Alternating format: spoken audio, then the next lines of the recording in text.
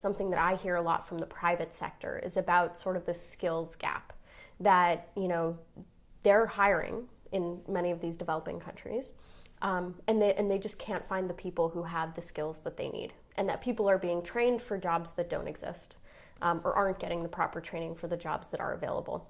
So what do you think is the role of the development community in sort of helping to bridge that gap? How can we get there so that these jobs that are available can be filled, and so that we're not training a generation of people for jobs that won't exist? One thing that does work, and I think is really critical, and it's a benefit to the private sector, it's also a benefit to the training programs and as well as the development community, is to involve the private sector in every single step of a youth employment or even a youth entrepreneurship or a workforce development program.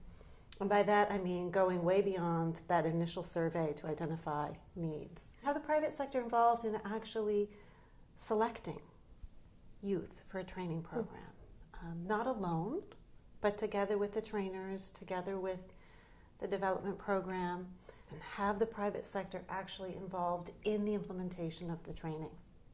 And that can be a number of ways. It can be as simple as doing a one-day study tour to a company for the students to walk around and see the production floor and see processing and packaging and design areas.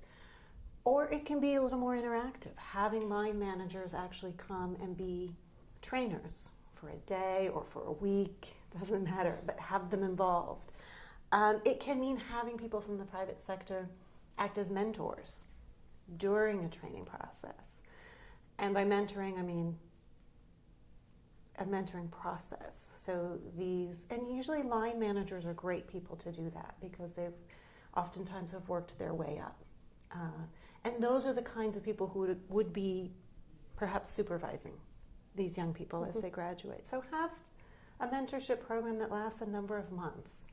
And the youth can be in touch with professionals periodically during that time. Are you seeing an appetite from the private sector to engage on this sort of much deeper, multi-touch sort of continuum of a relationship? Yes, I have seen a willingness, but it does require building some trust up front. What I've found in my experience is that many private sector firms either haven't been involved with development programs, so you really need to build a relationship from scratch and explain. They oftentimes don't understand why we would want to be involved. And you also find companies who have been involved, but only in that first step. Someone came and asked them to fill out a survey and then disappeared. And so there's been some negative experience, perhaps. But once you've built that trust, yes, there is definitely will, because they see the return on investment.